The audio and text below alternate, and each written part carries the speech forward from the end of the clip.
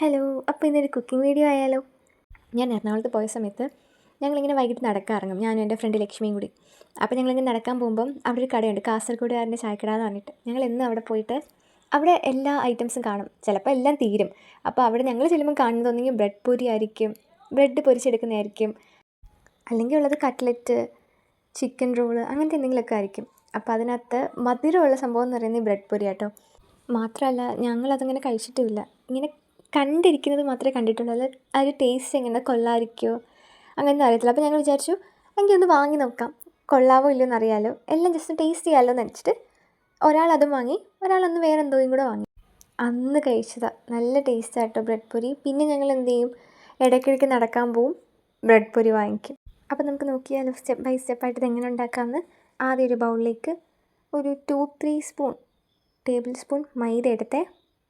അത് കഴിഞ്ഞിട്ട് എൻ്റെ കയ്യിൽ കോൺഫ്ലവർ ഉണ്ടായതുകൊണ്ട് ഞാൻ ഒരു ഇത്തിരി കോൺഫ്ലവറും കൂടെ ആഡ് ചെയ്തു. അത് ഇത്ര നിർബന്ധമൊന്നുമില്ല, ഞാൻ ചുമ്മാ എൻ്റെ കയ്യിൽ ഇരുന്നുകൊണ്ട് ആഡ് ചെയ്തു എന്നേ ഉള്ളൂ. കുറച്ച് കോൺഫ്ലവറും കൂടെ ആഡ് ചെയ്തു. പിന്നെ അതിനകത്തേക്ക് ഇട്ടെന്ന് വെച്ചാൽ കുറച്ച് ഷുഗർ ഇട്ടേ. നമുക്കൊരു മധുരം എത്രയാണോ ആവശ്യം അതിനനുസരിച്ച് ഷുഗർ. ഞാൻ ഒരു 2 ടേബിൾ സ്പൂണോളം ഷുഗർ ഇട്ടായിരുന്നു. പിന്നെ കുറച്ച് അരിപ്പൊടി ഒരു 2 ടേബിൾ സ്പൂണോളം ഇട്ടു. പിന്നെ കുറച്ച് മഞ്ഞൾപ്പൊടി, ഒരു കളർ കിട്ടാൻ വേണ്ടിയിട്ട്. ഞാൻ ആദ്യം 1 സ്പൂണേ ഇട്ടുള്ളൂ കേട്ടോ അരിപ്പൊടി, അതാ പിന്നെ 1 സ്പൂൺ കൂടെ രണ്ടാമത് ഇട്ടത്. പിന്നെ ഒരു നുള്ളുപ്പ്, ഉപ്പും മധുരം കൂടെ വരുമ്പോൾ ഒരു പ്രത്യേക തരം ടേസ്റ്റ് ആണല്ലോ, അപ്പം ഒരു നുള്ളുപ്പ്.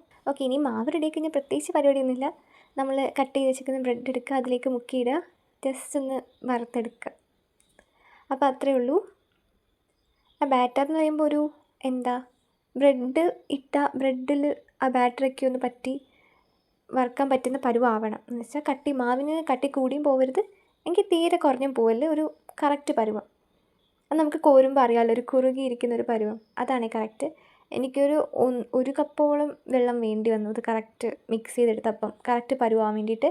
നിങ്ങൾ കുറേശ്ശെ ഒഴിച്ചിട്ട് ഇളക്കുന്നതായിരിക്കും നല്ലത്, അപ്പോൾ കറക്റ്റായിട്ട് നമുക്ക് അറിയാൻ പറ്റും എത്ര വെള്ളം വേണം എന്നുള്ളത്. ഇളക്കി വരുമ്പം ഞാൻ കാണിച്ചു തരാം ഇതിൻ്റെ കൺസിസ്റ്റൻസി ഞാൻ എത്ര എടുത്തതെന്ന്. ഇതേ കണ്ടില്ലേ, ഒരു കുറുകിയ ഒരു പരുവം. ഇനി പ്രത്യേകിച്ച് ഒരു പണിയില്ല, ബ്രെഡ് എടുക്കുക, മുക്കിയിടുക, വറുത്തെടുക്കുക, ഇത് മാത്രമേ ഉള്ളൂ. അപ്പോൾ എല്ലാവരും ഒന്ന് ട്രൈ ചെയ്ത് വെക്കണേ, നല്ല ടേസ്റ്റ് ആയിരിക്കും. അതിനു വേണ്ടി ഒരു പരിപാടിയില്ല, ഇതിന് ജസ്റ്റ് ആർക്കും ചെയ്യാൻ പറ്റുന്നൊരു കാര്യമാണ് ബ്രെഡ് പൊരി ഉണ്ടാക്കുന്നത്. കുറച്ച് ബ്രെഡ് വേണം, കുറച്ച് മൈദ, കുറച്ച് അരിപ്പൊടി, ഇത് മാത്രം മതി. പഞ്ചസാര മറക്കരുത്, കുറച്ച് ഷുഗറും കൂടി വേണം, എങ്കിലേ ഒരിത്തിരി കഴിക്കുമ്പോൾ ഒരു ടേസ്റ്റ് കിട്ടും. പിന്നെ എന്തെങ്കിലും അഡീഷണൽ ആയിട്ട് നിങ്ങൾക്ക് ആഡ് ചെയ്യാം.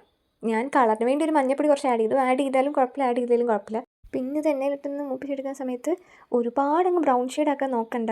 ഞാൻ വീഡിയോ എടുത്ത് ഇങ്ങനെ ചെയ്യുന്നുണ്ട്, അത്ര അങ്ങ് കറക്റ്റ് ആവാഞ്ഞത്, എങ്കിലും ഒരുവിധം സെറ്റായിട്ടുണ്ട്. അപ്പം നമ്മൾ ഇടുമ്പം നോക്കുക, കാരണം ഒരുപാടങ്ങ് ബ്രൗൺ ഷെയ്ഡ് ആവേണ്ട കാര്യമൊന്നുമില്ല, ജസ്റ്റ് ഒരു ലൈറ്റ് കളർ ആകുമ്പോൾ തന്നെ നമുക്കിത് എടുക്കാവുന്നതേ ഉള്ളൂ. അപ്പോൾ അതൊന്ന് ശ്രദ്ധിക്കണേ, ഒരുപാടങ്ങ് ഹൈ ഫ്ലെയിമിൽ വേണ്ട, ഒരുപാട് ലോ ഫ്ലെയിമിൽ വേണ്ട, ഒരു മീഡിയം ഫ്ലെയിമിലിട്ട് കുക്ക് ചെയ്തെടുക്കാം. ബ്രെഡ് കട്ട് ചെയ്യുമ്പം ട്രയാങ്കിൾ ഷേപ്പ് അങ്ങനെയൊന്നും ഇല്ല കേട്ടോ, ഞാൻ എൻ്റെ ഒരു ഇതിന് വേണ്ടിയിട്ട് ട്രയാങ്കിൾ ഷേപ്പിൽ കട്ട് ചെയ്തു എന്നേ.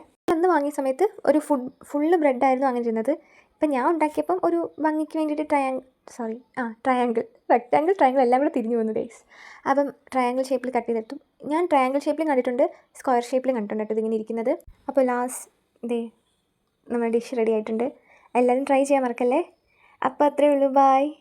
ഒരു കാര്യം പറയാൻ വിട്ടേ, സബ്സ്ക്രൈബ് ചെയ്യാൻ മറക്കല്ലേ.